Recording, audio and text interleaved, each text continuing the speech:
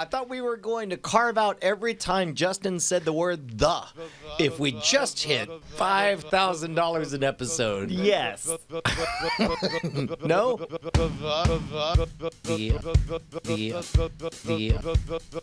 Listen up, duck.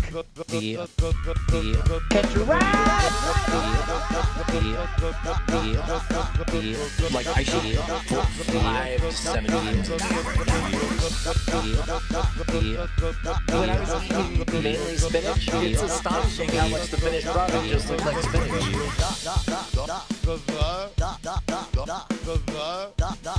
Mixing meats. Have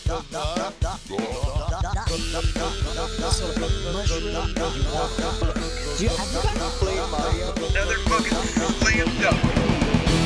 You have literally done nothing but describe your diet and talk about your shit for the last 30 minutes.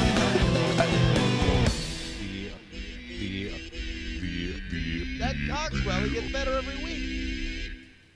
I think that speaks right for itself. That means it has got to be go time for Night Attack, bringing you the best and the worst of the internet ever since 1776. Hello, beautiful people. I'm Brian Brushwood, live in Austin, Texas, the cultural center of the universe. Joined, as always, my BFF from OAK. It's JRY, Justin Robert Young. How are you, buddy?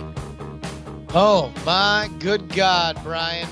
I'm doing well. You know, it's a busy time of year. We're getting ready for all the con season, the summer. Ah, yes, the grift summer, we called it. It's the summer of the cons. We'll play tiddlywinks for money, a penny a poop. And that's Betty Boop. We used to pull the old king and his courtsman routine. Oh, right? I'm sorry, Your Honor. There's a courtsman inside me. I'm the king. And for only $50, I can let him out, but he'll give you all the riches here on the boardwalk. And then I run up and I'm like, hey, that's my king. You smuggled my king in yourself, and now you're trying to sell it for $20 a pop. Oh, man, I hope you're not an undercover cop. Well, I'm not. And then, the Mark walks up and he's like, hey, this seems like a really complicated and specific situation. I hold up a hand and say, you ain't seen nothing yet. And I say, I'm not human. I've been organically created on a scaffolding of stem cells. At which point I pour bleach on your head and you dissolve into the boardwalk. But then all of a sudden, another guy who looks just like me says, hey, is that my identical twin brother? You murdered him right here in public. I'm going to have to give you a big ticket unless you pay me a bribe. And then I pour bleach on myself, and I also dissolve, leaving the twin brother cop to be talking to the Mark, who inserted himself needlessly in a A to B conversation. But then suddenly you hear a voice, and it says, it's me, the ghost of Ed McMahon, and you're a winner of $1 million. All you have to do is pay me $125, and I'll set the wheels in motion. And then when they do, we get back to them 6 weeks later wearing fake mustaches saying, hey, man, you see that $1 million yet? And then we'd leave town. That was why it never worked, the summer of the con, because we always went back 6 weeks later with fake mustaches just to ask if they'd gotten their money yet. And, of course, the answer was always no. Was a resounding and total no, but man, there's a lot going on, and I should talk, man. You have been all over the place the last week. Yeah, dude. We so one of the weird, wonderful things about doing more podcasts is having a regular schedule. You know, it used to be on the road. Everything was like a crazy adrift adventure at all times. But now I know and remember what a Monday feels like. And not in that bad way. Mondays are our podcast rock block. But it's like, I'm like, oh, it's that day again. It's weird. Just another manic Monday. It's weird. I mean, I wish it was a Sunday, right? That song's...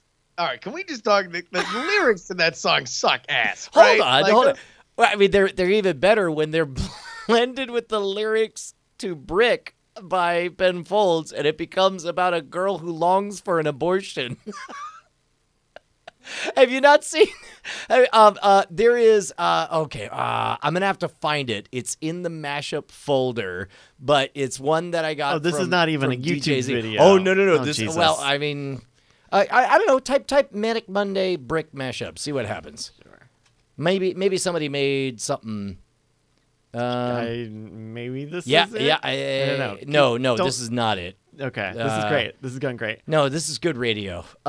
This is Anyway, it's go to called the C it's called drive, Manic the C Depression, drive. and it's in the mashup folder somewhere. Click Okay. users. What? Users. Brian. Subfolder Brian. And then dope mixtapes with a Z. 19 and then whoops 2017. Yeah. Hashtag Pussy Crusher. Hashtag Pussy Crusher. Oh yeah. So anyway, Brian, you had a busy. Hold on, week. no, I want to go back to these And you- lyrics. Go back to 6 o'clock already. I was just in the middle of a dream. I was kissing Valentino by a crystal blue Italian stream, but I can't be late because then I guess I just won't get paid. These are the days when you wish your bed was already made. That's very clearly Monday morning. You're waking up from a dream. You don't want to get up, right? Yeah. Oh, no. And that actually is fairly good. It's building a world. It's bringing you into the situation. Here's where I have these fascinations with songs that seem to just kind of run out of steam at a certain point. And Sure. I feel like, hey, I wrote up these really cool lyrics. We got this great progression. So, Brian, let's read the lyrics for Manic Monday's chorus. It's just another Manic Monday. I wish it was a Sunday.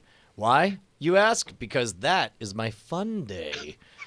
I don't have to run day.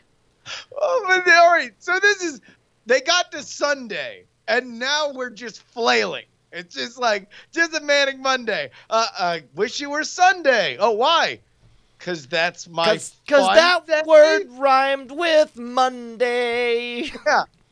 And then it's my I don't have to run day, which would be shitty if it were in an Eckerd's circular, just like on your I don't have to run day, come to Eckerd's and buy cotton balls. Hot damn, man. Plus 10 for that Eckerd's reference. We're really up to for the regional southern pharmacy distributors of the late 80s. Got it. Anyway, so you're walking out of the Winn-Dixie and you're crossing the Piggly Wiggly. Next thing you know, a common thing occurs. Yeah. All right, I think I found it. Is there any steam left in this? No, I don't think mashup? there is. Okay. Well, except for it's well executed. It's worth listening. Just a few seconds, I say. This is actually this makes it into a duet. Manic Monday and Ben Folds. yeah. But I've never listened to it as an ongoing narrative, and I've wondered. All of a sudden, you just now made me wonder how that plays. Well, it plays like another 4 measures until the words start. Exactly. That's what it plays like, Brian. All I know is that if you're singing karaoke, it's still ...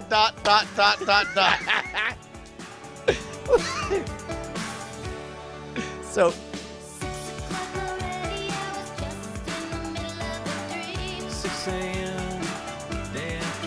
hold on, pause. So you have one girl who's talking about to cream her nightgown, and another dude who's getting into the car because his sister's gonna have an abortion. Yeah. But they're both early in the morning. Hey, listen, fucked up shit happens at 6 o'clock, bro. Like, there's a lot of stuff going on in a wide range of emotions. So, Brian, you've had a busy week. Yeah, man. No, it's we went and did a family reunion. Watched a lot of Disney Channel. Saw kids pretending to be adults. This is always a big thing. Like, I always feel very jealous of this because you guys, like, every 2 years, the whole family kind of gets together in a very regular, like, you guys have, like, traditions at your family reunions. 'Cause they have to go get them off. Yeah, no, we played CLR. That's the one where you all throw dollars in, and one eventually it whittles down to where just one person has the last dollar, and they get everyone's money. And Is that dice? Did you just describe dice? Well, yes, but never heard no, of there are CLR. special dice that say C, L, and R for center, left, and right, or left, center, right, Oh. LCR, right? Oh, okay. So basically, everyone has $3, and you got big buckets, right? So kids, adults, everyone has $3, and you roll 3 dice, and they either say they have a dot on it, which means keep your cash, or left means hand your dollar to the person to the left, hand your dollar to the right, put it in the center, it goes in the bucket, and eventually it whittles down. I mean, there's no skill, and everyone's just waiting to see who won. But it was good. But usually there's a talent show, and so we put together a talent show thing because Penny, it was really important to be all like, yeah, man, we got to kill it at the talent show this year. Because this has been a thing. Like, you guys have historically, the girls have historically done, they did well early and often at this talent show. Yes. And previously, like Penelope has done magic routines. Josie did dance routines and so on. But I guess we didn't get the memo that everyone was tired of competing because everybody grew up, and like we're the ones with the only little kids, and everybody else is like teenager and on up, you know. Yeah. Well, then, I'm sorry. You better learn how to play the French horn, teenager, because, like, this talent show doesn't stop for anything. Well, it's so There ain't nothing adult about giving up. That's what I'm saying. You play for glory or you don't play at all. So I don't know how the communication broke down, but I was like, oh, so there's not a talent show this year. Okay, let me not worry about it. And then, so Penny's like, well, when are we going to do the talent show? I was like, I don't think there is a talent show. And she's like, let me check on it. And I don't know how it happened. But next thing I know, the whiteboard says, tonight at 7 o'clock, the Brushwood Players will amaze us with song and dance. Oh, no. So in other words, there was a talent show consisting of one entry. I'll tell you the what, family with the youngest kids. It's definitely about time. They canceled the Old Bird and Break, they gave the spin-off their own show, right? Like just let's understand where the talent of this family lies. Let's just them song and dance it out. Well, and so meanwhile, truthfully, I told Penny, I was like, yeah, I don't think there's not a talent show this year. And she goes, but we worked so hard. And then there's this awkward pause. I'm like, sweetie, we practiced once. You know, like, We really didn't. and it wasn't great. And let me just say, I've got more notes than I gave you. So like let's just understand that this was a disaster from the jump. And so, so So what did you guys do? You go on stage? What did you do? Well, we did. The history of fire eating. Okay, a little bit of that happened. It was on request. By the way, that was my favorite part, was when my cousin was like super, she was just like everyone's having a good time, and then my cousin just kind of, looks at me and like, you could tell like she was steeling herself, like this is the moment that I knew was coming. And she says, hey, this is was weird. I was walking around my place of business and I heard coworkers talking about your videos. And I said, oh, that's my cousin.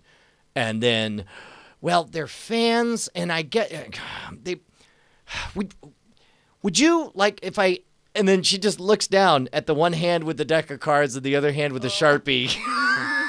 Like it was just like it was very clearly an odd a moment that she did not expect to run into with her cousin Brian is asking on behalf of a coworker to get an autograph.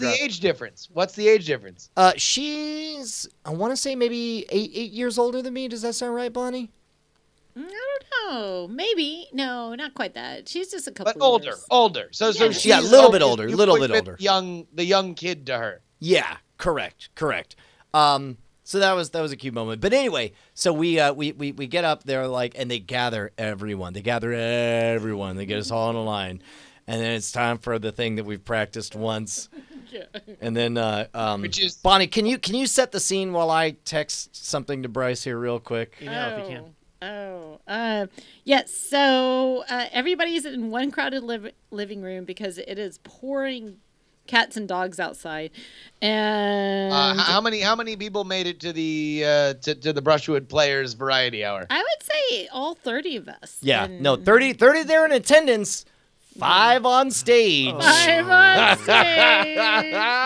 And so Tell you what, it's not a bad crowd. Not a Sort bad of. crowd for the Brushwood players. Well, it's so we I- sort I- of, but like Callie's kind of people shy. Like she doesn't mind an online audience, but being in front of all those eyes. Well, it's so we're Yeah. up there and we realize like I guess we're just gonna go, and then in this fit of like, oh, we can't just do what we had planned to do, and so I look over and I see the Bluetooth speaker and I'm like, and as if it's the end of Back to the Future, I lean over and I'm like, all right, this is a YouTube video in B, watch me for the changes and try to keep up. And then, You totally did. and sure enough, you know. Penny did. She was flexible because we had practiced singing it too. I was like, Fritz in the chat is saying that our reunion has, and now for the traditional grabbing of the drone. Wait, hold on, wait. What was the video? What was the video? All right, well, we have live video from it right here. So we all get in line, and we all get ready, and this...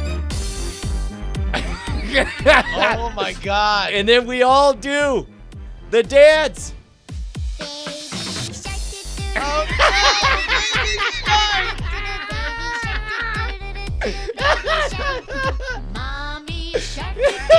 And it's like at this point, you know, you're all the way invested. So it's like we're selling it as far as we could. Let's just go. Listen, we're leaning into the youth of the kids. Everybody smile wide. Banish any teenage emotion you have, Penny. You're 9 right now. You're the only way to sell this. And so, what's funny though is What did you guys plan? What did you rehearse? Well, do? we thought that there would be a lot of different acts and we would just kind of blend in as one another thing, right? And so we were just going to sing that and act it out and you know, figure it's Baby straight. Shark. And then all of a sudden, you know, it's like those magician's eyes look out and see 25 other family members staring at me. And it's like, we need some razzle dazzle fast, people. Come on. Stats. Give me some glitter.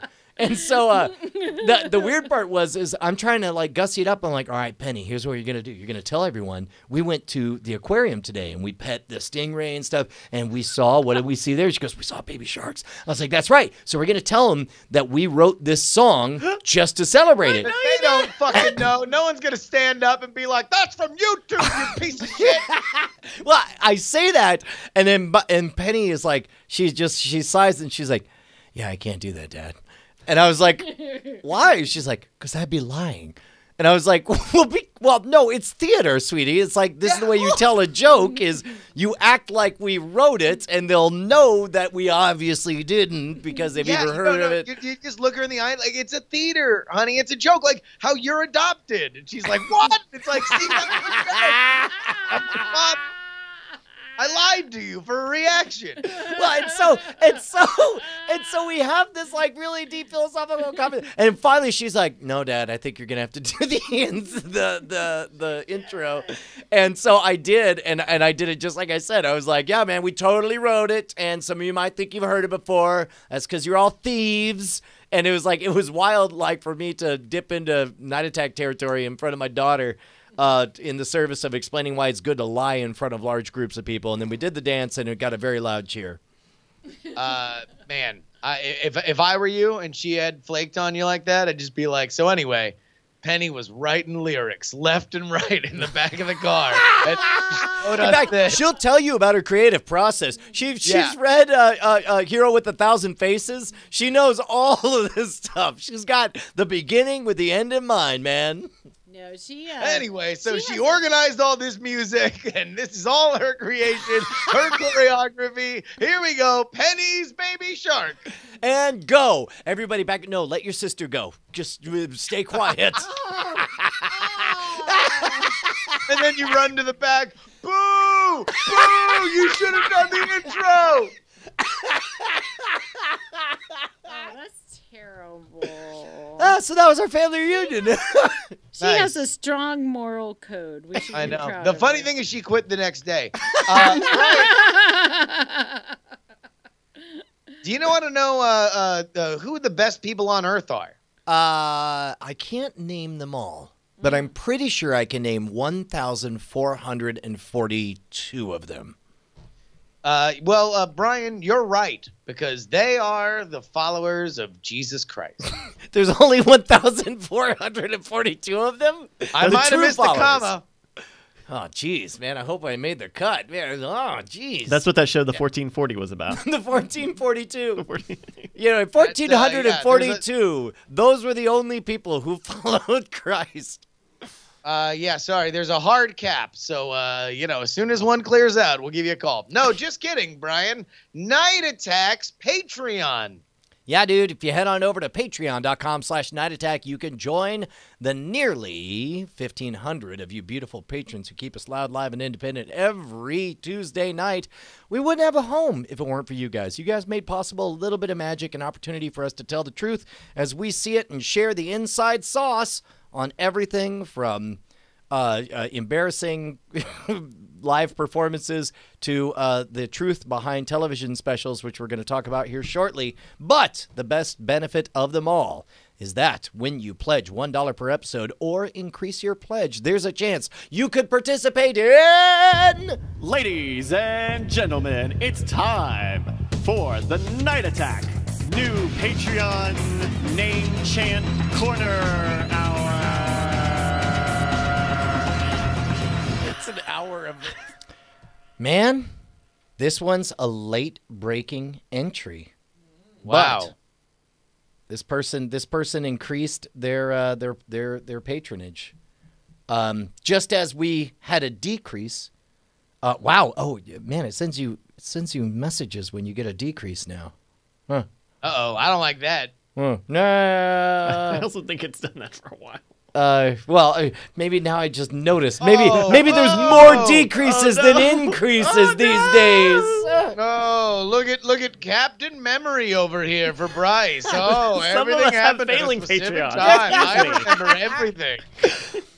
Dude, we have a being from the cloth. I assume. A man of the cloth? I mean, what else? You know what? If it's not Father Robert, then it's somebody who aspires to be Father Robert. Oh, and who wouldn't? Speaking of a follower of Jesus Christ. Jesus Christ. Wait. That was actually his full name. Yeah, Jesus S. Christ. Got it.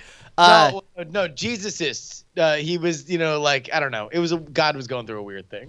Okay. I assume he's a religious figure. I assume he's in the middle of preaching the one true way of Night Attack to an entire tribe of gnarled, shingled, rock-crafted trolls while fires and they're blaze around them. They're all like, tell us more. We're weird trolls. Yes. And he says, oh, I am but a humble troll apostle. Wait, hold on. Are you echoing and also Kylo Ren?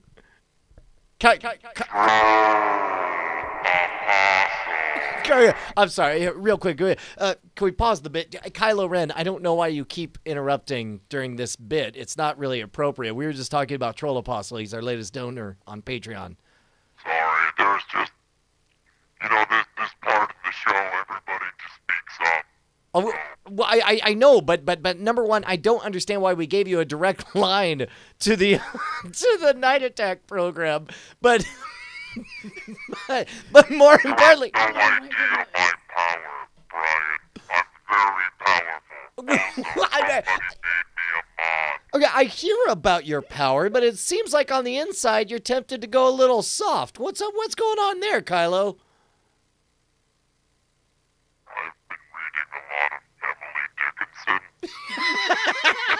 Okay, but like, is there something about Troll Apostle? Did you want to go join Troll Apostle and his shepherd's flock? I don't join anything. People join me. I love people joining I'm the strong leader. But Troll Apostle seems like a really cool guy who's got a lot of cool ideas. Okay, all right. Well, is there any message you want to give to Troll Apostle?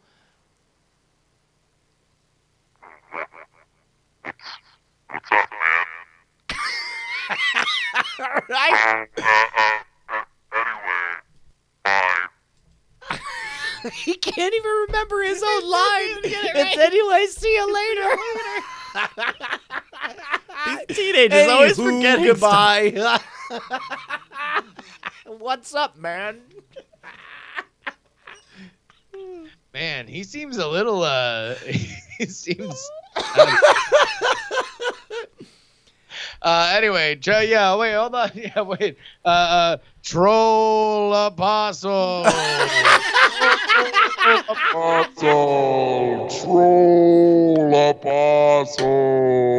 Thank you very much, Troll Apostle. Whatever. Yeah.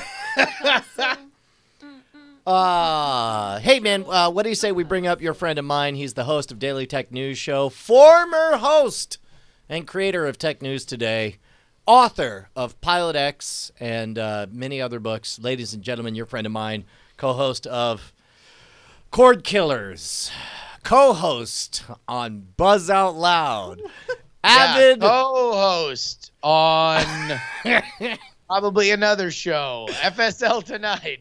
co-host on what was the one that they did where they predicted the future? Co-host. Forecast. East meets West. Co-host on Current Geek Weekly. Co-host on Triangulation. That was. Co-host on another show. I'm sure he's done another one. Sword and Laser. Sword and Laser. Yeah. Sword Hey, and man, Laser. Damn Fine Podcast. Was he on Vaginal Fantasies? that's you know what? Veronica. He was That's there the- in spirit. That's the laser. I was a guest once, yeah. Ladies and gentlemen. Ladies and gentlemen, Tom Hey! Thank you, guys. How's it going? Holy cow! I forgot all about. Merritt. I forgot all about Spider Merritt from back in the Twit days. No, I was looking at IMDb. Are you credited as Spider Merritt? Spider Merritt was one of my credits on IMDb. Oh, that's amazing. Let's take a look at your IMDb. What do we got here? I was a little upset because some of the things have disappeared from there. All my call for help credits are Wait, gone. you're on Elsa and Fred as yourself? I am in Elsa and They Fred. used a clip from Yeah. TNT, I believe, right? Yeah, it is. Oh, That's right. amazing. Oh, wait, there it is. NSFW show, Tom Merritt, The Trials of King Leo, Spider Merritt. A little bit up from where you are. That's amazing. That's Spider Oh my Merritt. God, that was 7 years ago. Holy cow. 7 goddamn years. How do you reflect on a role like Spider Merritt, Tom? We're going to go inside the actor's studio here. Sure. At the time, I was open to a lot of roles that I wouldn't be anymore. Yeah. Tom, is Spider Merritt here with us tonight? Could Spider Merritt? Spider Merritt's always with us every night, in all of us, probably on your shoulder, and you probably want to brush it right off, just like. All right. Way to dodge, fucko. What? I'm just keeping a sharp eye on that hat. I see a hat that I haven't seen for the first time in a while, and I'm just like, we'll just see. We'll just see if it's a blue hat with a gold S and leaves on the front. It is. That's exactly what. We'll just see. We'll just see if it stays that way. These are for some the rest. great old school visual bits. Everybody, check the library. Yeah, do us a favor. Just go back and watch about 200 episodes of NSFW. Might want to Yeah. dust up on some BB Live Sleep show right as through it. well. No, I was inspired by Justin's S hat. I just figured I'd grab my S hat with the scrambles on. So I'll yeah, tell you what. Yeah, no, Brian, you're only God damn it, Tom.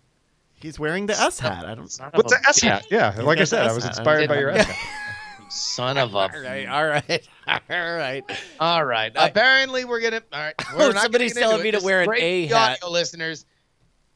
Tom, you had a great idea over text message earlier today. You listen. My thyroid, or was it the other idea? I like. Hold on. Can we talk about your thyroid? We can talk Okay, about your. hold on. I want to thyroid read. I first want to read before the we get into your actual. hilarious. Well, let me just say this. Hold on. For the audience, we have a hilarious comedy bit that's built for improv and could easily go 45 minutes and spawn songs and photoshops and everything that makes this show special. Or we can talk about a potentially depressing medical issue that Tom's facing. Okay, so Tom hit us up with 2 ideas. I'm going to read you the second one. The first one, okay, first of all, he says the first idea, and then he says, see, this wasn't clear. That's a Night Attack segment idea. Justin says, I actually love this. You're on tonight, right? Tom says, yup. 2 hours pass. 45 minutes before the show starts. Tom texts, also, I got a blood test this morning to see if I have the same thyroid condition that my mom had when we were young and she used to scream at us. So that's a fun story. So obviously I'm just we're giving gonna you lead with options, the thyroid. okay? So Tom, how's your thyroid?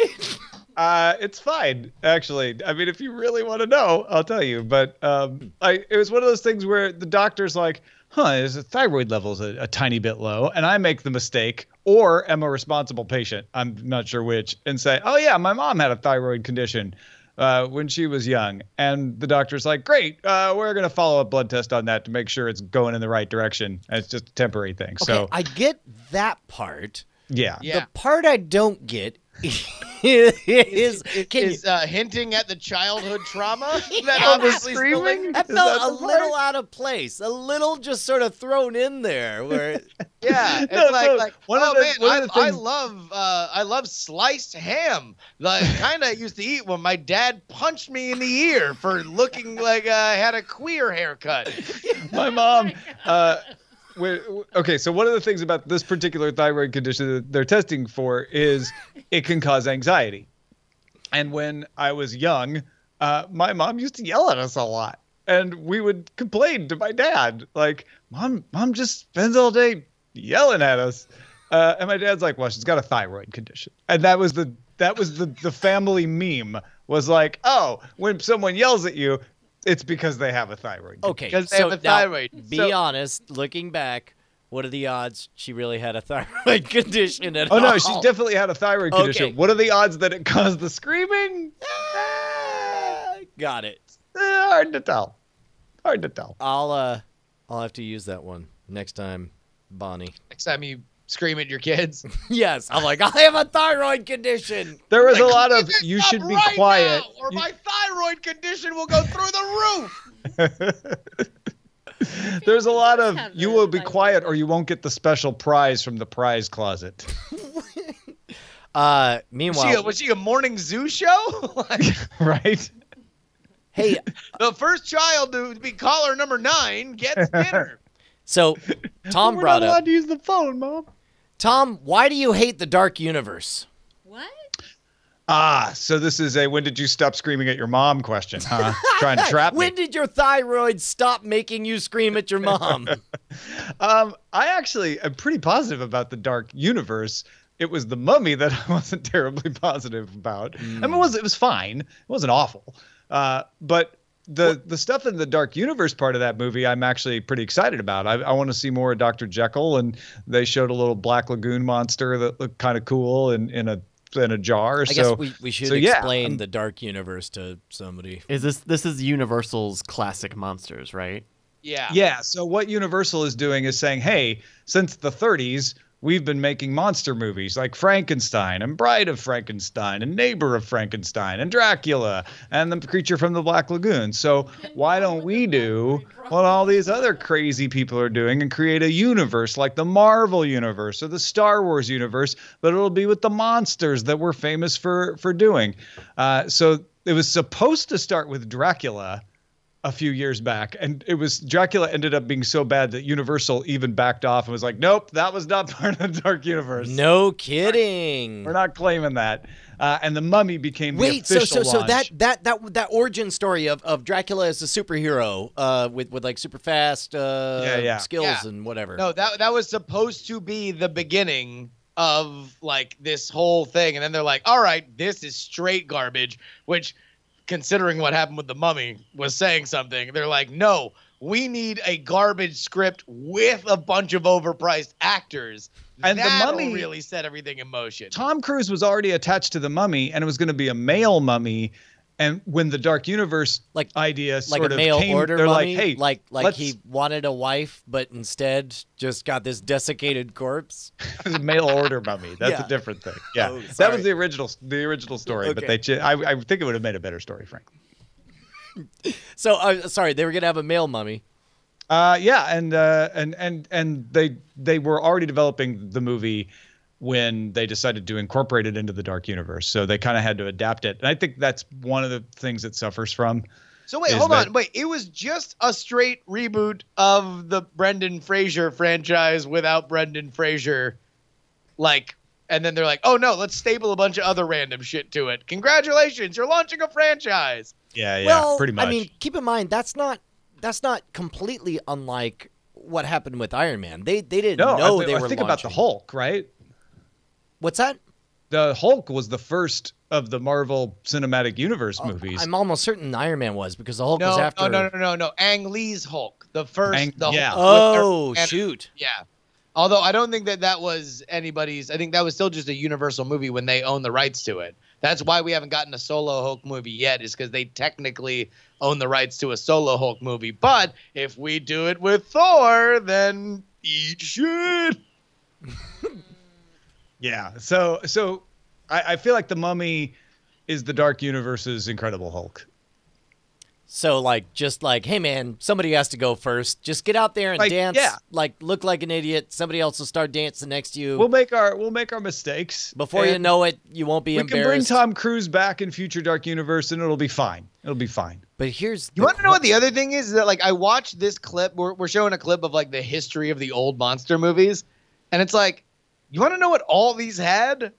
A film noir aesthetic with really cool, interesting camera work, and not just the most generic. Here's a Hollywood movie. There's planes and they crash, and all the shots look the same. Why don't you do something like that? I'd be cool in an interconnected universe where everything is this weird noir sort of old-timey sort of shot thing. I would love that. Have you not noticed that the more period they make all these introductory pieces, the more forgiving you are of the nature of the characters, of cheesy, cartoony Captain America or Wonder Woman over the topness? Put them in a different place than where you are right now and lay off what feels like over the top CGI, then guess what? You might have a character that people like. The other problem with the Mummy was that they kind of did the parody of a Hollywood note session for the Mummy, right? Where it's okay, what's the Mummy? Basically a zombie in bandages, and we're gonna set it in Egypt, and it's a weird pyramid thing, so you're kind of trapped. It's like a haunted house story, but also there's this overarching curse, and you can bring it outside, and now you brought it into your town, yada yada yada. They're okay, so none of it's going to take place in Egypt. We're going to fly immediately somewhere else. Also, fuck the bandages. Get those off there. Also, it's a sexy chick. But she's kind of creepy. She's definitely not decomposing, so you'd probably fuck her. But wait, when you look into her eyes, they turn into 4 eyes. Oh, no, she's decomposing, but Mummy. she's decomposing very strategically so that you won't mind. Yeah, she's decomposing. She's like Schrodinger's decomposing corpse, in that she's decomposing in all the places that you're not looking at She's any given decomposing moment. in all the right places.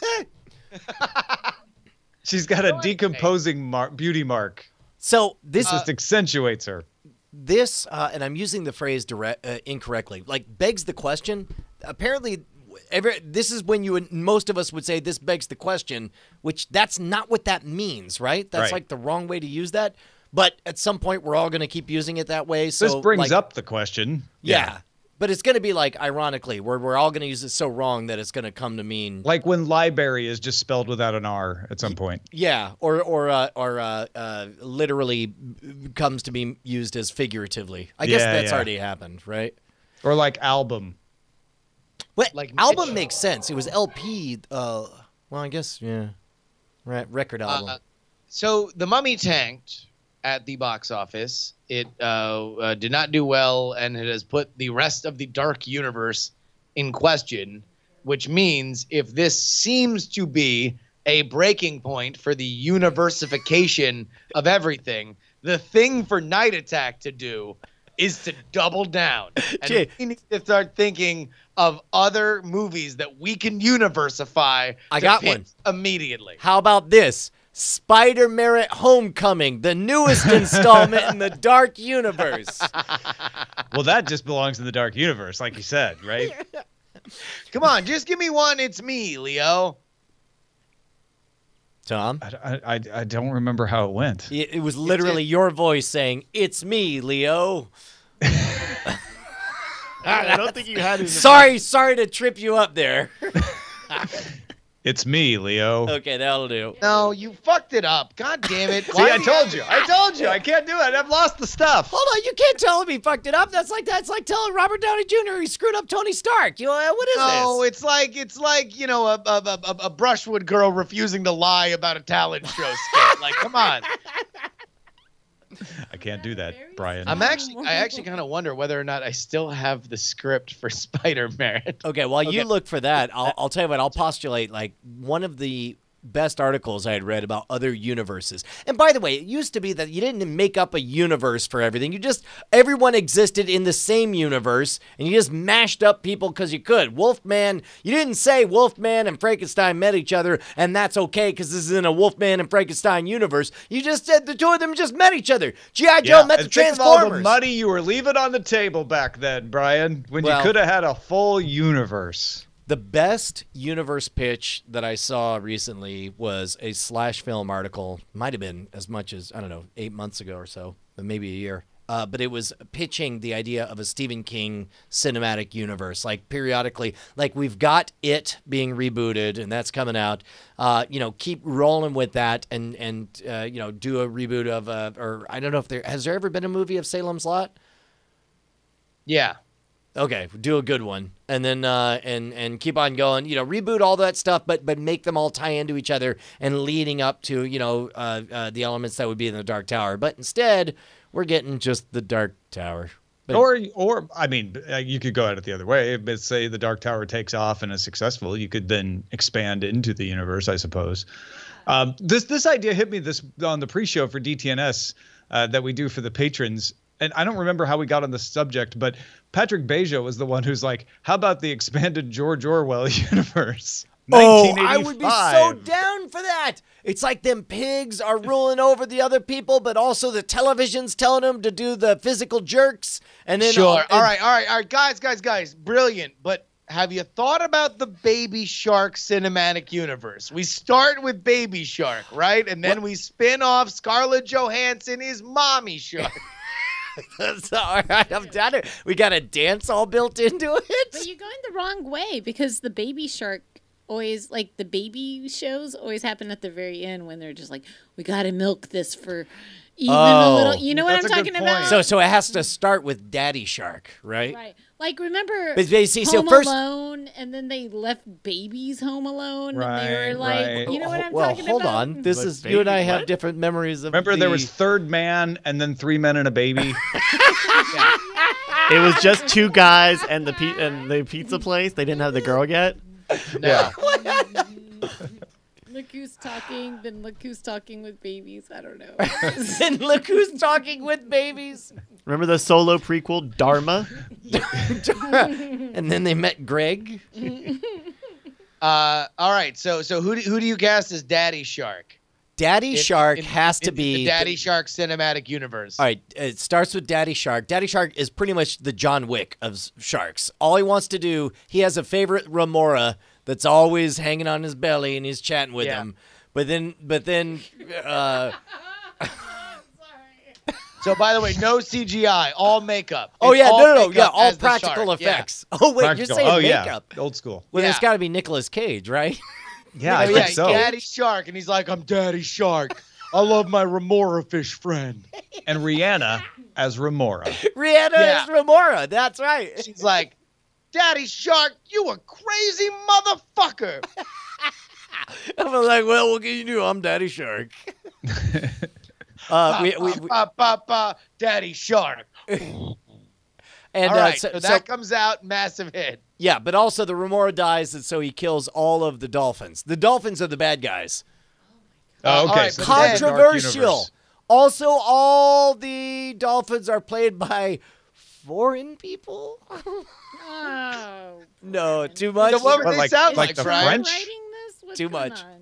Yeah. What Germans? ethnicity? They're played by Germans? Jeez. Hey. Oh, Germans are. What was that ad? Yeah, that- it's like, oh, we are the Dolphins. You're a piece of shit, Daddy Shark. You're such a shithead. Scheisserkoffer. Oh, yeah, we are Dolphins. We have Mix me a bottom noses milkshake. and like big fat mouth like you piece of shit, Daddy Shark. We drink the air. We go up. We don't breathe the water. Come on. Oh, you should see we're on television. None of us, it's called Flipper. Flip you off. And they actually have a finger. Oh wow. So what is it that happens? And meanwhile, like, a grizzled daddy shark, he's like, hey man, I'm just trying to carry these remora and get my kids off to school. You know how it is. So Yeah. all right, so what's the scene where we introduce? Because the key of a cinematic universe movie. Oh, it's an is octopus. cameoing other characters. So like he comes home to Mommy Shark, right? Yeah, and she goes, how is everything? Did you make sure to keep swimming so you didn't stop breathing all day? Wait, hold on, wait a minute, Tom. Who plays Mommy Shark? Mommy Shark is Melissa McCarthy. Ooh. Oh my God, we're fucking printing money on this shit. she's on fire.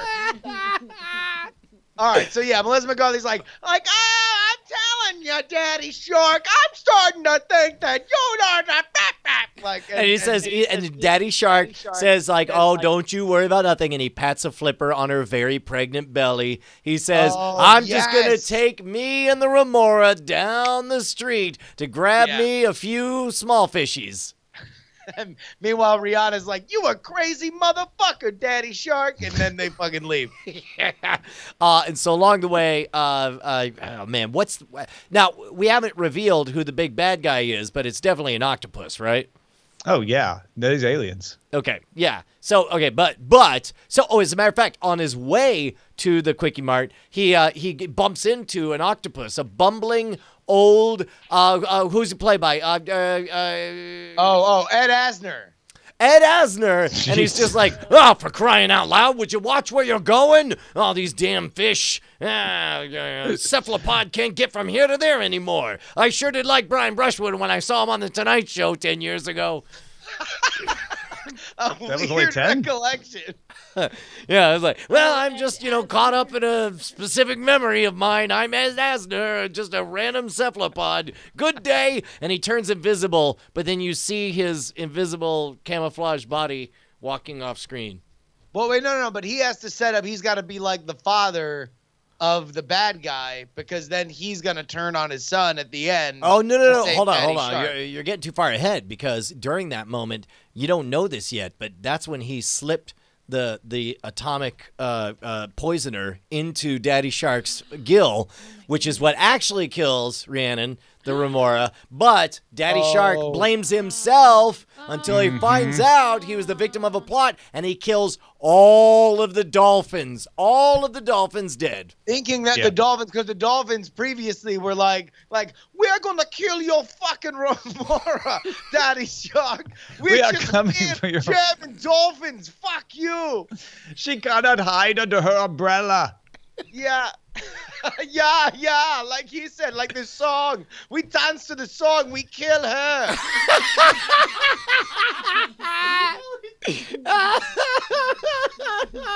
So anyway, Daddy Shark comes in, he's like, I'm not gonna take this anymore. And he just murders all of them, right? Right, but then at the end, he goes in and he's like, I need to know who killed my remora. And you're like, it came from Boss Pod. And we're like, who's Boss Pod? And then you see. I don't know. You've killed all my family. Like, I don't know why you're so overreacting. I don't know. Like, it was Boss Pod. He's like, I'm gonna find Boss Pod, and so he gets into a limo. Or no, he calls an Uber. And an old man picks him up. You're like, oh, going to see Boss Pod, are you? And he goes, hey, aren't you that cephalopod? Aren't you that octopus I ran into earlier? He's like, oh, yes, I've seen many things. I saw a magician stab his hand right in front of me once. It feels really weird, like that we're hammering this. So I mean, but Ed Asner's seen a lot of stuff, right? And so, and so finally he figures out. He's like, "Wait, this isn't the way to the hideout of the cephalopod of Boss Pod." And he says, "Oh, I think you found it." And then they have some big confrontation at the end. What is it? So Final Fantasy music plays. The Uber explodes, and now they're on either side of each other. Then what? Oh my God. Well, first you realize, of course, that Boss Pod has been playing like a feeble old man. So now it's not Ed Asner voicing him. It's somebody bigger and stronger, right? Oh, hold on. But no, that's what he does is Boss Pod casts Fapper the Dolphin, and the old NSFW mascot appears and has to attack, but then gets killed. As played by Charlie Day. Oh. Yeah. Hey, wait, time out real quick. Quick side jag. Is there a Charlie and Mac movie being made? Is that a thing? Is there an Always Sunny movie happening? They might be in a movie, but there's not an Always Sunny movie. Okay, because I saw a Reddit post that said Charlie and Mac behind the scenes or whatever, and then they do make a TV show. Yes, but it looked to be from a movie, and I will be the first to admit that I'm probably wrong. Okay. Whatever. Man, all right. So there we go. So what are our? So now we can lay out. Of course, Daddy Shark out next. Okay, summer. so what happens that brings Mommy Shark into the mix? Maybe they get a divorce. And she's and the other thing mom. is, if this is going to be a universe, it can't just be sequels, right? There have to be side jags. So we got to have a Dolphins movie where the surviving dolphins are trying to recover. We got to have a cephalopod movie. We got to branch out in multiple directions here. And of course, Baby Shark, of course, played by Ian McShane. Of course. Well, and hold on, are you cashing in on the Boss Baby phenomenon? So he pops straight out, and what's the first thing he says? Yeah. It's like, oh my God, I have to say that was the weirdest shark vagina I've ever been in. I'm Baby Shark. You cocksucker. You cocksucking son of a bitch. If I don't get out of this shark vagina soon, I'll kill somebody. Wait, I'm the only person here. I'm Baby Shark. How do you set up a plausible drama for Baby Shark? Well, Baby's it's a day vengeance out. story, Boom. right? No, you know what? It seems to me like what you do is you start off with that opening scene, but then it says 15 years later. And he's in an orphanage. Baby Shark is working in the Louvre. Yeah, exactly. And meanwhile, he gets a picture from Batman and remembers the entire movie. Exactly. And then, but then, like, now I'm trying to make it more like the Baby Driver movie coming up, right? Where it's just like, he's dabbling in the underground. Here's my pitch for Baby Shark, Okay. right? We're gonna write our way around a few things, so if you get hung up on some plot details, just smooth them over. All right. All right. So Baby Shark can breathe air and walks with 2 feet. Oh, yeah, no, and he looks just good enough that he could pass for a human, right? And so he's like, but he wants to go to college. Problem is, they don't have any more availability at the college for sharks. But they've hit their they quota. have enough So for he tiger goes sharks. So he has to wear blackface to try and fit in. But he wants to argue against judging people, so he goes to the Supreme Court and says, Baby Shark 2019. Scales of justice. Scales of justice!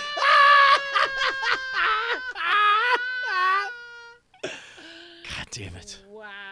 I swear to God, you cocksuckers, if you don't rule in my favor, I'll slap the shit out of all of your mouths. And then meanwhile, it's a whole jury full of people literally eating shit, and then they stop mid-chew with giant puffed cheeks, and they're like... So Baby like Shark half Scales dolphins. of Justice 2019. All right, Baby Shark, Scales of Justice.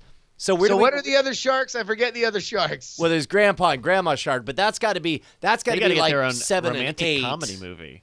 Yeah. Oh shoot, we combined the two of them. Their origin story. Yeah. How did they become Grandma and Grandpa? Right, that's your Agent Carter, right? That's your flashback. Yeah, that's when we find out that they used to be super sharks. This is the first time we go super powered, and we find out that they used to be super sharks. And in fact, but like Mr. and Mrs. Smith, neither of them knew the other's secret identity. So half of it takes place in the past, half of it takes place now. They both figure out who the other one is just in time to kick the geriatric reanimated corpse of Hitler cephalopod. And in the who's flashbacks, played they're by always Ed Asner. Yes. He said, obviously. And in the flashbacks, they're always wearing sharkskin suits over themselves. which is a little bit weird. A little bit weird. But it was a Fit. different time. I think they meet and she's dressed like a nurse. You might say she was a nurse shark. Oh, is that a type of shark? Yeah. Yeah, but there's another Sorry. guy who looks like a bull. He's called Larry. And there's another one that's always eating a lemon. His name is Bob. Wait, is lemon shark a type of shark? Oh, yeah. Oh, okay. See, this bit would be better if we all knew the names of sharks. The marine biologists are digging this bit. Oh my God, they're dying. They're rolling in the floors right now. Yeah. All right, so who plays Grandma and Grandpa Shark in their flashbacks? Hot and sexy. Okay, yeah, Grandpa young. is kind of like the hammer for the organization. The Hammerhead shark? Oh, God, Bonnie. Bonnie. All right, damn it. Dude, she's like a terrier shark. he's Won't gonna let cut go. my mic. No, I feel like if so young has to be like really young, which means it's outside of my like demo. sub Bieber. Yeah. What about this? What about Zac Efron? Selena Gomez? Oh, yeah. And- There you go. And Selena Gomez for both. And clumps it. The We're gonna role of a clumps it. lifetime. Yeah, so she fucking goes full Eddie Murphy like clumps. She's like, and take that, she does Tatiana young- Maslany. she does young and old And the old and male and female. Yep. and female. And she's like, take that, Tatiana Maslany. These ain't clones. Wow, that's a very specific reference to Orphan Black. Well done. All right, so who's the bad guy in Grandma and Grandpa Shark? Tatiana Maslany. Who has a clone army. Right. And she's I like, traveled back in time. finally, I'm back with my clone army. But the clones are all octopuses. Man, the rest writes itself, right? Yep. Did we just literally build the entire Shark cinematic universe? I think so. Yeah, the only thing we haven't figured out is the TV and Mommy Shark. Lunchbox rights. Is the Oh, what? right. Yeah. What's the broadcast network spinoff? Agents of Shark? Oh, Agents no, it's of definitely Shark? the Dolphins. The Dolphins. Yeah, no, it's the Because Dolphins. They're, Yeah, they're the you're right. penguins of our universe. No, it's got to be. For the kids, there's going to be a Remora. That'll be the Minions thing. It'll be the Remora. But not the Rihanna. We can't afford Rihanna for like a. No, but They're all but, TV, it's a descendants of sound-alike. but we Rihanna, can yeah. get a bunch of sound-alikes because we could just say, well, all Remoras talk that way. That's just how Sure. Remoras talk. Daddy Shark, you're a bad Mother Hubbard. Yeah, you're like, oh, you. Man, I'll tell you what. If That bit. Believe that the full. If you believe in the Shark cinematic universe, just give me a hashtag Shark cinematic universe. On Twitter, and we need to get this going. Like we need to start chumming see the some water. trailers. Chum in the water. Some movie posters. Hey, our friend Mikey Newman got nominated for an Emmy, or he did or he didn't, or I'm not entirely clear. He is. So basically now what they just finalized is what I believe is the list that now goes out to Emmy voters for nominations. And then what will officially be revealed as like nominations are like a shortened version of that. Wait. Oh, so he's shortlisted for an Emmy. Is that what that is? Sort of. I think so. I don't know if that's the proper things have like term, 8 but different like 8 different things. I think. that sounds Okay, right. well, so I saw somebody from chat room saying this is factually false. Yeah, so like bleep, blop, The Verge ran an article saying he got his first Emmy nomination, but the technical elements of, is this the final nomination list? Is this a short list? Is kind of not in this article. Okay, whatever.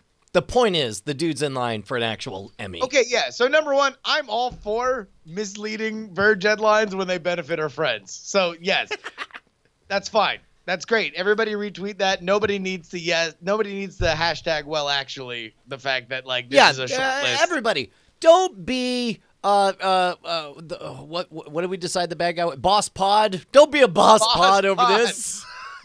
Don't push your octafocals up on your cephalopod snout on your beak. Keep your ink to yourself. Yeah, man. Congratulations.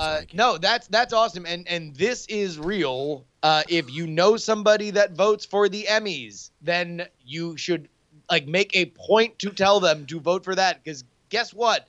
90% of Emmy voters are not going to give a shit about literally anything in that category because it's very specific and not a lot of people have seen it. So if you can push for something, it would be very, very good. And also, I think it's good for the Emmys to get into that online space. It's good for everybody. We got an amazing picture of a mock-up of Baby Shark Scales of Justice. Oh my God, it's Ian McShane. I can see it now. Hey, listen, you son of a bitch. I'm going to get into this college, you cocksucker, whether you like it or not. I was born to be a lawyer. They don't call us sharks for nothing. It's in my blood, my cold blood. Because I'm a shark. Your blood is in my stomach. You know, I'll never get cancer because I'm a shark. Also, I better stop swimming only if I want to die. Because do sharks not get cancer? Oh, that's sharks don't get cancer. No, these are all myths. And I am incredibly lucky because I am covered in shark teeth. I hope no one punches me in the nose, you cocksuckers. Because that's the only way I could be defeated. Also, I electrically feel prey in my area. Did I mention that? That's just a cool fact about me, you cocksucker. Cocksucking baby shark facts. Hey, man, that's cool that Mikey's up for an Emmy. Yeah. I wish that I had an eligible program for an Emmy. That's I'm putting on my smooth transition hats. Oh my God! Was that smooth? Are you envisioning Emmy? What? Well, no, I think what Brian's trying to say is it's a lot of hard work to get nominated for an Emmy the way Mikey did. Another path is to actually have a television show. That's right. Getting an Emmy without a television show is very difficult. So it seems like if you want an Emmy, you normally, unless you're Mikey Newman. Unless you're superhuman, like Baby Shark or Mikey Newman. Superhuman Mikey Newman is fun to say. Shit. Hey, Scam School is a TV show. We did it. What? Baby Shark. Hats off to you, Brian Brushwood. Wait, Kylo Ren, are you there? Yeah. Oh my God! Oh my goodness, Kylo Ren! I didn't know you ventured out of the Patreon spot. What's going on? Yeah, I was just really excited about your new. I've been watching Scam School a while, and I think it's great that it's. All right, time out. Whatever comes next, everything I've heard so far is entirely too close to every email I've gotten from every 13-year-old who's actually watched Scam School. I'm sure you won't read this, but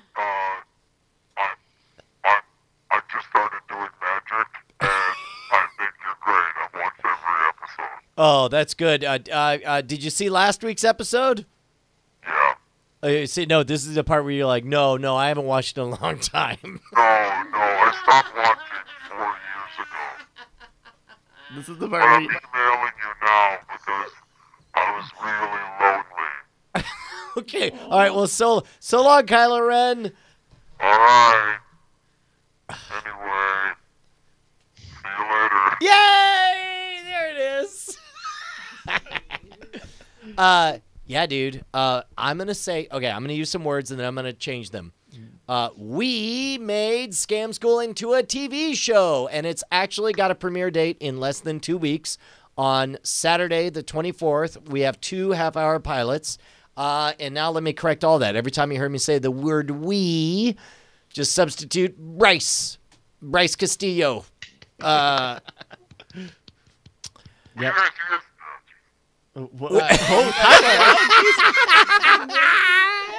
One more time. Take 2. Anyway, see you later again. Always completes his visits. Yeah. So, you guys shot new stuff for this, though, right? Yeah. We shot news. We shot stand-ups. We shot some connectors, and then 2 or 3 segments are reshoots. Yeah, and I'll tell you what, man, it's so awesome because you could tell, like, everything works, right? Like many clip-related unscripted shows, you know, we give appropriate tosses to different stuff, and there's connective tissue to take you through it. But the stuff that we shot specifically for the show, man, those segments just sing because you could tell Brian is performing this knowing that it's intended to go on the Science Channel. So here's... Justin, can you take point on explaining this to... Do you want to give it... There's a caveat. There's about... God. All right. Well, number one, let me just explain something that's universally true. What do we hate in life? I mean, Death. Later things in the day. Like just bullshit. Lunch, fuck you. Dinner, come on. Can I be fucking bothered? There's only one time of the day where life is gorgeous, where the sweet spring dew of anticipation melts all over your body. It's morning, okay? Not just any morning. Birds are growing, the sun has broken, a new day begins. This is when life is worth living. And what, friends, is better in life? A weekday? I gotta go to work. Right? A weekend morning. That is it. That's the prime fucking time. Yeah, specifically our airtime on the Science Channel. It's on Saturday, June 24th at 8 o'clock a.m.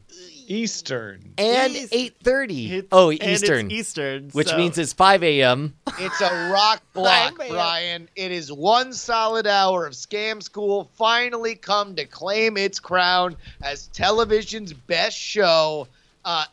Soon to be Emmy nominated. This is where you need to get your fix of Scam School's debut on television. 8 o'clock, June 24th on Science Channel. DVR it now. Yeah, right so now. look. Literally right now. Yeah, set your DVR right now because what Science Channel's doing, and I know Brian can't say this, so I'm going to say it. What Science Channel's doing is slapping you with a glove. Saying, oh, you think you're the best audience in the world? Well, will you watch Scam School at 8 a.m. Eastern and prove it? Best time of the day. Best time of the day. Well, by the way, like there was a brief moment of like, well, that's not the ideal time. But then I thought, or is it? Like I have 0 bad memories of Saturday morning television programming of any variety. Like the worst you could pin it as occupying the same space as Saved by the Bell, a.k.a. an announcement that the cartoons are now over and we're moving into live people doing things at around 11 a.m. I got up at 5 a.m. to watch the Apollo Soyuz mission and ate cherry Pop-Tarts. On June 24th, I'm going to get myself some cherry Pop-Tarts and get up at 5 a.m. again. Dude, okay, so... Hey, listen, by the way, we got good news. Good news here for you. Our friend of the show, Mike TV, points out, and he was an industry executive for a little bit. Yeah, man. You're going to capture every bartender trying to fall asleep after doing too much blow at the bar. That's an important demo. Oh my I hear it can be sizable. I'm okay with it. That's also the afternoon for Europe. So if you're watching in Europe, hey, Yeah, that's right. midday. Oh, is it showing in Europe? Yeah, Oh, I don't know. Oh, we should find But out. Never mind. I mean, if your IP address says you're in America, that's all that matters. Okay, so here's some things. First of all, it's very cord killer friendly. PlayStation View, Sling TV. If you have cable, program your DVRs, because here's the thing. Whether or not you plan to watch live, program your DVRs, because that shit gets tracked. All the DVRs get tracked. And they know when you watch the DVR recording. Yeah, and tell everybody to watch live with you, because if you don't happen to be measured, then somebody you know might be measured or whatever. That sounds like I'm. How about this? Everybody, this is the key. There's a lot of work and effort, and this is excellent. I've seen both episodes. These are excellent, excellent, excellent. You are going to want to see it. You're going to want to be a part of it. Because it is early in the morning, it will be easier for our small yet loud community to make more of an impact. So yes, it's a boner time slot. It's a blessing in disguise, because this is going to be able to be easier as a trending topic if we go hard at it on 8 o'clock. I mean, hell, I'm going to figure out a way to get my ass out of bed at 5 o'clock in the morning on a Saturday morning so we can support the Scam School show on Science Channel. So here's what we're going to do. I was going to go to VidCon, but when I got our air date, I canceled all that, and I'm going to be here. We're going to get the family up. I don't have to get cable because I have Sling TV, and Sling TV has Science Channel on it. But we're going to watch it. We're going to do a watch party. We're all going to get matching pajamas. We're all going to eat breakfast cereal, and we're going to enjoy a lifelong fantasy. Do you realize, I don't know if I talked to you guys about this. It was 10 years ago this month. Within 1 month of today, 10 years ago, I had the idea for Scam School. And then I started cooking up the pitch, and I was out for a run in July when I heard David Prager on This Week in Tech, and I was like, oh, I should pitch it to him. And it was around August, September that I pitched it, and then we did the pilot in December. So 10 years to the day. And keep in mind, Scam School was born out of a failure for me to get on what's now True TV, Court TV, because it was so compromised. And I don't know, the end of a 10-year journey, man. It would be great if this did well enough that they wanted to pick up a bunch of originally shot episodes just for this platform. And I think that we got a shot. And also, Mike TV points out, and again, this is actually him being serious as somebody who's worked in the industry. If they have a website, leave comments. Like you would be shocked at how weird, like inside the network, they gather their data. And a lot of people are not as savvy. Like me, everybody listening to this is like, no, the best audiences are live and they're on social media and they're interacting. They don't fucking know none of that shit. Yep. All they know is like, hey, look, this machine we set up to gather comments apparently thinks this Brian Bushwood guy is the cat's ass. Yep, nope, and they're going to react when they see all these hashtags of like, oh, hashtag Science Channel, hashtag Scam School, whatever, all that stuff. Like, they will go nuts over that. I remember, for Halloween Horror Nights at Universal, there was like everybody was starved for feedback on every aspect of the park. And they did some internal stuff. They had their customer satisfaction surveys, the exit surveys and all that stuff. But everybody, no matter how much they got, they wanted more. And especially if you weren't privy to all those numbers, you wanted them. And so you would go to like the two major fan message board forums and read every word. Like they had an outsized value on there because these people cared enough to actually write something about it. And so if you guys have enjoyed this journey, if you want to see it continue to get it more and more interesting, please take the time to just participate on all forums and just, spread. Do not worry. We will be continuing to remind you. And of course, counting down to the premiere when Brian will also be live with his companion, Morning Schwood. Yeah, that's right. And then Science Channel does shark stuff, right? So we could probably get those movies made as well. I'm telling you, it's a long con we're doing, guys. We got to start somewhere. We're gonna work up that ladder, brother. Hey, I'll tell you what. Can we pull back the curtain a little bit? There's been a lot of stuff that we've hinted at about the challenge that and by the way, I should go ahead and give a tip of the hat to Will McEwen and to Max Gilliland, who put together like rough assemblies of like, okay, these are the stuff. They at least they set the stage for Bryce to come in and work his magic and massage everything into being a cohesive narrative. But along the way, Bryce, I would imagine that was a little time-consuming and challenging, and you still look a little shell-shocked. I'm not gonna lie. I still am. We do not have the program master fully complete yet. That's going to be tomorrow. We have a mountain of paperwork to do. There's still a bunch of behind-the-scenes stuff. Okay. Brian has had the luxury of basking in it for the past 2 weeks. So I'll be good okay. on June 25th. Just ask me this. Answer me this. Okay.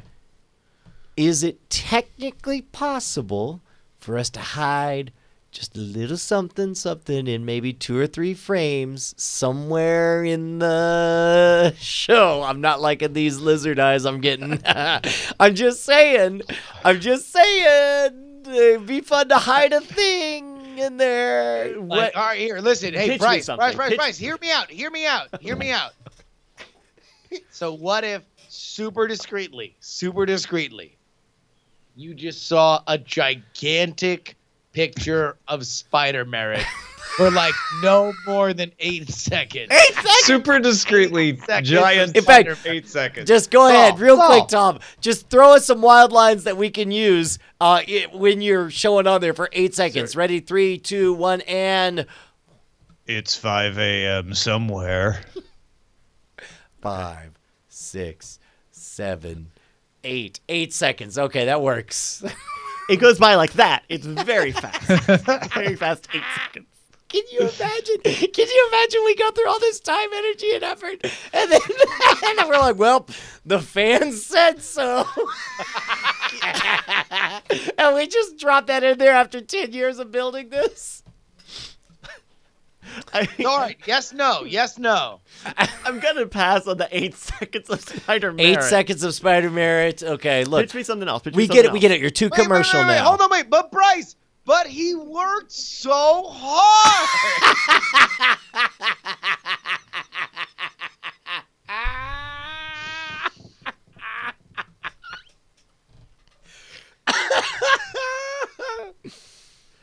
Oh, do we get a studio tag at the end? I don't think we do because we've got credits. And Made in I Austin. can ask, but we're at the point where I don't think any of our cuts have had them, and I don't think Seeker has one. Seems like there are 3 people I can think of you can ask that directly to in the next 24 hours. Is it the email with the 3 people that we've been exchanging pleasantries? Okay, all right. That's a great Diamond Club hopes you've enjoyed this program. Strengths asked, are there any Diamond Clubs in the background? I think in the fire eating segment you are wearing a Diamond Club shirt. Yeah, no, I'm wearing a Diamond Club the shirt old spray paint yeah. shirt.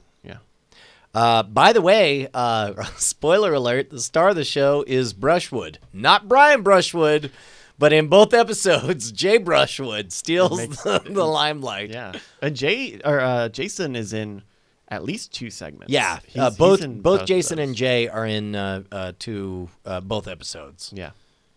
Yeah. Damn. Very cool. And by the way, also, while you're launching Scam School on television, y'all blew up a goddamn car on Modern Road. Oh, yeah, man. That was a lot of fun. Special thanks to the folks over at Stunt Ranch. StuntScience.tv is your friend. I thought, what did you think of this little cinematic goofball thing we did at the beginning of this? Did you watch this, Justin? Yes. Okay. All right. That was, and I've heard everything I needed to hear.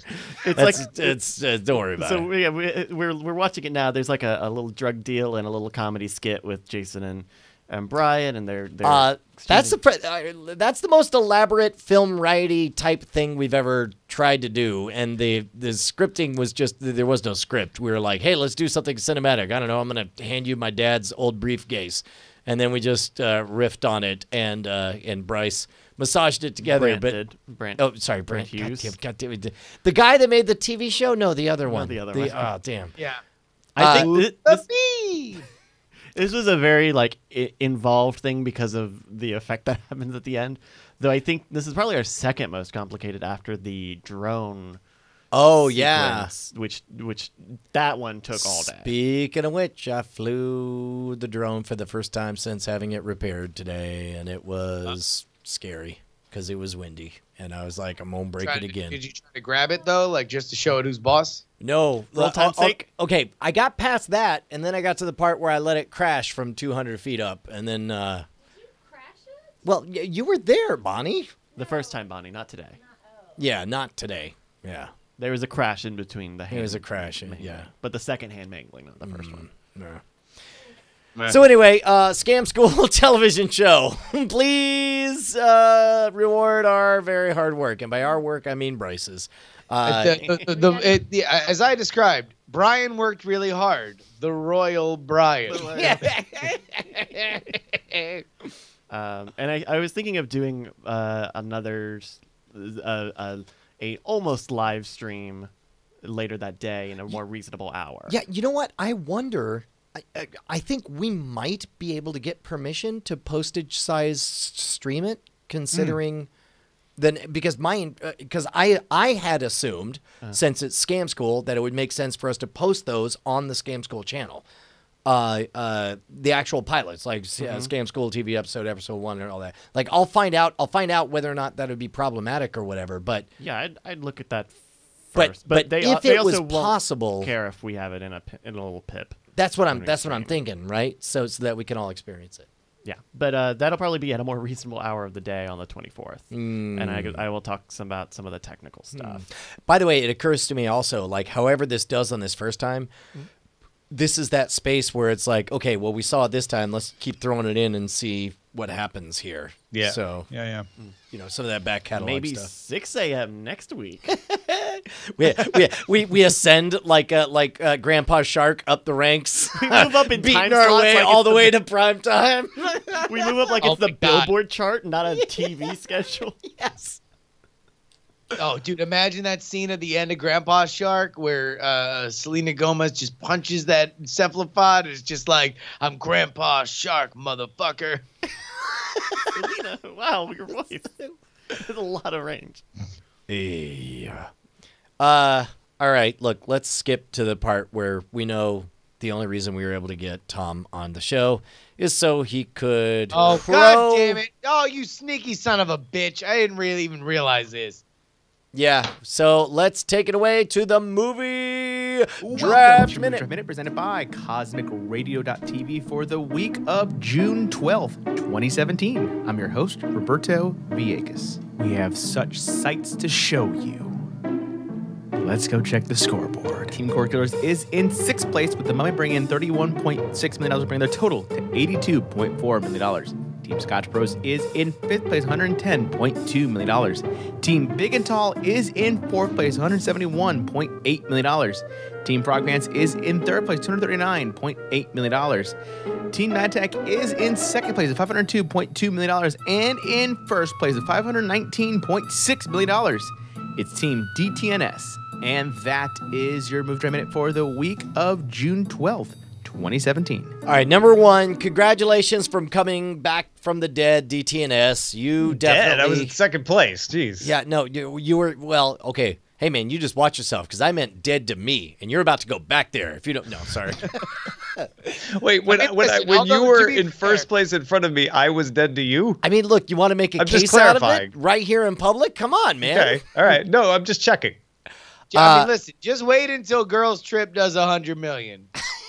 I will be waiting a long time. Everybody's going to be talking about that booty hole. It's your booty hole. Hey, listen, you can't get an infection in your booty hole. No, you can't. I think we all know that by now. Dude, you won, and I'm going to act like you've won because you won. Well, yeah, I think Big and Tall still got a shot at me, but all right, but fine. Fair and square, nobody on the panel predicted Wonder Woman to do over $200 million. You bet hard on a wild card, and it paid off in a big way, and you absolutely, if you win, deserved it for that. Actually, insight. the projections were $230 million, so I was just going with that, and I think it's likely to beat that. Well, when you say projections, are those HSX? Because those are just... Yeah, I'm going by HSX. Okay, well... So, yeah, you would figure it would probably do maybe slightly sub Suicide Squad, right? Which wound up topping out at 325. So yeah, I mean, it's about where you might think, unless it sucked. I mean, that was the thing, is that right. That was my worry. My worry was like, oh yeah, I'll do to 30 million as long as it's good. But if it comes out and it's just a piece of crap, then it's gonna flop. Right. It's a volatile stock, that one. It could be. That's the old saw about like owning real estate versus owning stocks. Is if you stick your hand in boiling water and freezing water, you would have to agree that on average it's pleasant. But it's not. Anyway. So you took the vote. The 11-day total on Wonder Woman and Man of Steel, identical. Wow. No kidding. Yeah. I'm actually impressed, too, that Smurfs has ended up being the number 4 best buy of the draft. I mean, that says more about the people playing the draft than... Oh, yeah, no, it doesn't say anything about the movie. But y'all mocked me for buying Smurfs. You mocked me when it did bad on opening day. And I'm like, I paid $7 for it. That's all it needs to do. Okay, yes, but unlike, why couldn't you have been smart like Frog Pants, who bought King Arthur, Snatched, Alien Covenant, Power Rangers, and Kevin Power Rangers Bacon. is actually what, number 1 or 2 buy? Power Rangers is number 1. What? Yeah. No, that's the Boss Baby. Wait. No, you're right. Boss Baby has to be it's number 1, 2. right? It's number 2. That's number 2. Which is good. just after number 1. If you true. ask me, I mean, they're right next to each maybe according to Galileo. Yeah, I mean, I guess like Power Rangers is a solid base hit. Ultimately, the big thing that is real this summer is just like all the grosses are down, and everything that used to like sneak past 100 is now out at like 60. Yeah. Down year for everyone, but not the draft. The draft is still fun. Hooray! Let's take a moment and talk about Diamond Time. Indeed, Brian. Diamond Time is where you can shout out your projects right here on the show. Just head on over to diamondclub.reddit.com or reddit.com/r/diamondclub. There's a big old sticky link at the top. That is where you can shout out projects like JF DeBow, who writes, apparently today's the publication day for my new horror novel, A God in the Shed. Kind of snuck up on me. I don't want to get sentimental on you, but I don't exactly have a lot going on, so this is a pretty big deal for me. Now for the shameless begging. I am trying to get this book nominated for a Dragon Award, at DragonCon. And while there's not a shadow's chance I'd win, getting nominated would be rad enough. Don't speak too fast. Look at this. We got Emmy nominees, soon to be Dragon Award nominees. Oh, and listen, he's been nominated before, too, so I don't know why he's being so goddamn coy. And you can make this happen by going to bit.ly/DragonShed 2017, 2017, Dragon Shed 2017, and nominating A God in the Shed by JF DeBow in the horror category. There are other categories where you might want to put other names of other things that you'd like to see nominated. Cough, Tom Merritt, cough. And also, check out the Night Attack Facebook page. I've left something there for you guys, which, I don't know what the hell is that. I don't know. Apparently, you left something really rad. It looks like, oh, my God. By the way, in the book, A God in the Shed, this is a photo that he left on the Facebook page. No way. He thanked the Diamond Club. A similar accolade goes to the Diamond Club, a force of nature that leverages its will into improving the world in the strangest ways. I'm thankful to be part of of collateral in this. To Justin and Brian, who spearhead the Diamond Club through their own creative efforts, I have a huge debt of gratitude. Brian, we got thanked in a published book. JF DeBow, we love you. That's amazing. That's not how you spell Diamond Group. That's Diamond Group LLC, conglomerated, incorporated, the Diamond suckers in San Francisco, Austin, and Los Angeles. bit.ly/DragonShed 2017. All right, we got one from Slucko. Hello, Diamond Club. My name is Michael. I've been a part of the community since the NSFW show days. 3 years ago, I started the journey to start taking better care of myself. I discovered a revolutionary workout called DDP Yoga in Gumshoe voice. It ain't your mama's yoga. I started to own my life and live almost pain-free and more energy. Now I want to take what I learned from this program. Teach it to those who need it most and want to help people who need to change their lives, even if they might not, blah, blah, blah, blah, blah. Program is a kick-ass workout from a 3-time former pro wrestler. Diamond Dallas Page to rehab his back. I've started a fundraiser to start my certification journey. Please welcome and help me raise awareness for this wonderful program. Thanks, Diamond Club, Gumshoe Voice, and Feel the Bang, Diamond Cutter symbol. Go to an unpronounceable bit.ly. Just go to diamondclub.reddit.com. You'll see it in the Diamond Time submissions then. Yeah. Hey, these every week I love Diamond Time. These are getting very long. Ren Aigu's next is like an entire script. All right, here we go. Justin, if you oh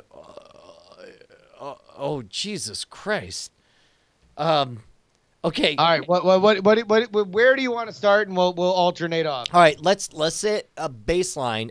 Hey, Tom, what would you describe as the exact dividing line emotion that separates happier voices from sadder voices?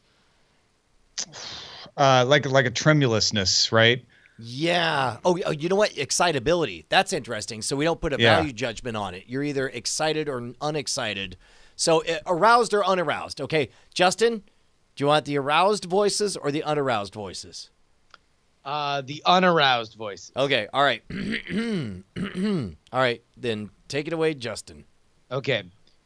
I'd like to focus your attention to an aspiring entertainer making his second doomed attempt at a TV show.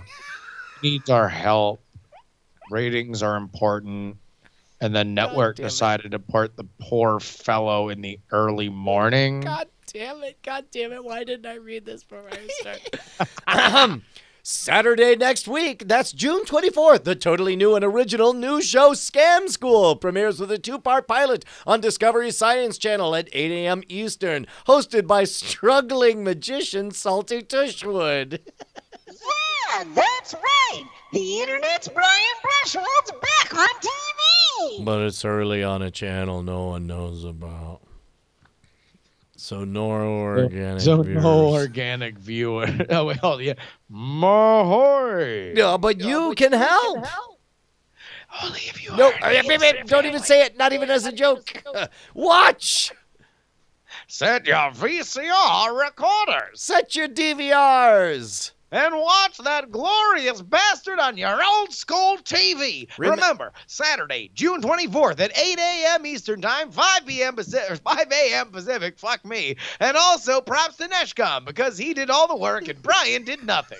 This is a little too on the nose. Sometimes I regret opening the kimono quite so wide. There's no mystery. Nobody's going to be. No, everybody's going to judge me. They're going to know I'm a fraud. I'm still a fraud. After 10 years, I'm a fraud. Yeah, no, Brian, you have more than one person in your production house that produces television shows. What a regret. Oh, no. What a fraud. He hired people to help him with his television show. How regrettable. What a horrible, horrible man. I mean, it's broadcast television, Brian, not Etsy. Like everyone knows, it takes the village. Dude, I'm so excited. So excited. I'm so excited I canceled going to VidCon. So let me guilt that into a lot of set your exciting DVR. people for Our loss here in Los Angeles is 8 a.m. Eastern's gain. Okay, who is in to get up early? And I don't care how. In fact, maybe you can even pre-record being tired and pretending to call in, and so we'll there's just act like literally only one way. I'll be part of it no matter what. But there's I'm there's in. Yeah, I'm in. I will call in at least for some part of it at 5 o'clock in the morning. Okay. Awesome. Dude, it's gonna be fun. I don't actually know how I'm going to watch this. You can come over and join us live for the party. Morning Schwood! If it'll make you feel better, you can have the guest room the night before. Then you just wake up and go straight to work. Oh, that'll be fun. And then go home and later in the day watch the same show. Just saying. You might catch me later in the day. Okay, all right. Well, man, I'll tell you what, that was a hell of an episode. We definitely launched an entire cinematic universe. Yeah. Yeah, dude, we revealed the shocking truth about the Brushwood family reunion. And my mom. Shockingly waited like a solid hour into the show to reveal that you had a television show coming. That was kind of a weird moment when I realized, oh God, it's almost over. We should really plug this. It's only been my life's ambition as long as I can remember. You have 5 more podcasts in between now and then, though. All right. We got it. We're good. Actually, I think some people were saying you may not be able to set PlayStation View stuff until a week in until advance. A week before. Yeah, this is your earliest warning. Warning. Spoiler alert, fuckos. We'll be reminding you. Yeah, I felt bad as I was writing the tweet flood. Like, I did the polite thing and say, "Hey, flood incoming," and then I wrote the tweet flood. And then even as I finished the last tweet, I thought, "Oh, you poor souls! What you don't realize is there's 14 more days of that coming up." So many more days. And as soon as that airs, just in time for me to start hammering Action News down everyone's throats for another 6 weeks. Action News. How far along are you? Is there anything everyone should know about? Press deck's going to print. Like the stuff that we'll send out to all the media and friends and influencers and stuff like that. That's going to the print either today or tomorrow, and the video's shot. We just need to, edit it. And since there's a lot of green screen, that's going to take a little bit longer. But it's coming along. June 30th. All right, Tom, what are you most excited about right now in your world? You mean between Action News and your show? Yeah, I mean, I assume that's all that's in your world. Wait, is there something else in your world? No. I Pilot X is still out there and it's selling well, so I'm excited about that. And Damn Fine Podcast probably is my current hot new project. Have you gotten people angrily being like, your analysis of you don't understand? No, we have gotten that, but not angrily. We have gotten the you guys, I wanted to point out this other thing that you didn't mention that I noticed, and it is that thick of a show where there's plenty of room for that. And Ron Richards, bless his heart, he opened the last episode apologizing that he's I forgot to mention the 3 girls in pink in the he just wants to be mentioning every single thing at every show. So that's been really fun, and we are the number 3 Twin Peaks podcast on iTunes. Dude, that is nice. Awesome. So wait, hold on. I have not watched any Twin Peaks at all, either the old show or the new show. I get a sense from my Twitter feed that the new series is sufficiently frustrating. It is appropriately frustrating. Yeah. It's the right kind of frustrating. It is certainly not a show that I would tell you to go watch as someone who's never seen the other series. You have to have watched and enjoyed at least part of the original series for it to work. But if you did, it's Mark Frost and David Lynch are just putting out a puzzle for you that's really, really fun to play in. So it's good. Question mark? I think it's great to amazing. You know what? Can I describe it's like whiskey. Whiskey is a big turnoff.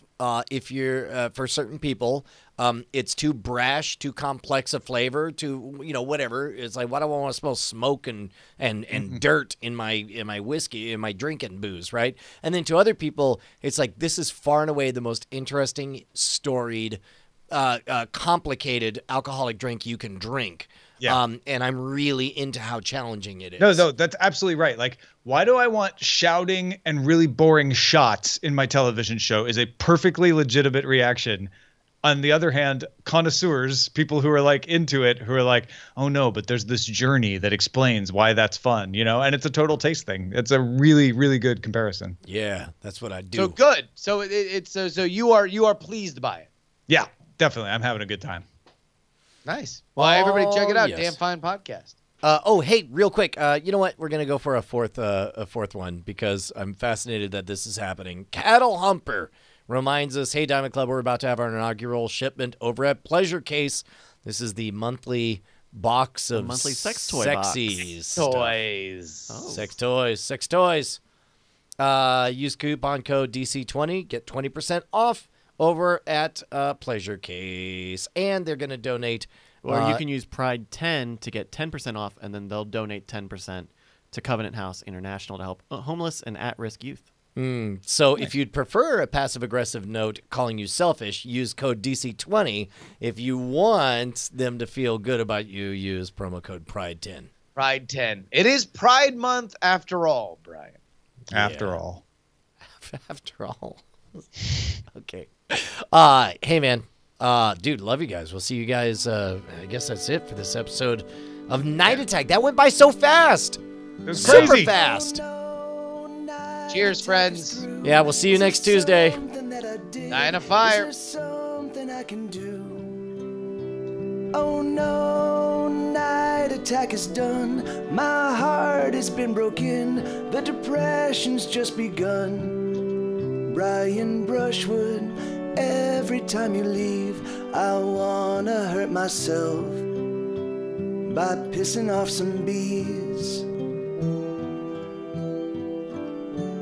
I'm allergic to bees. Oh, hey, also, Mike TV is going to be at Nerdtacular. Oh, shit. Oh, Justin Robert Young, every time you go, I get so sad that I wanna drink a warm glass of Drano.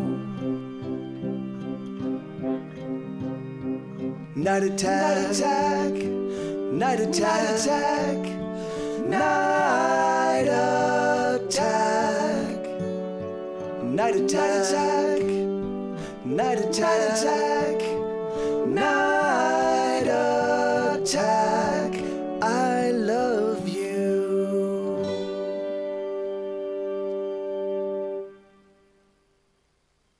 Diamond Club hopes you have enjoyed this program.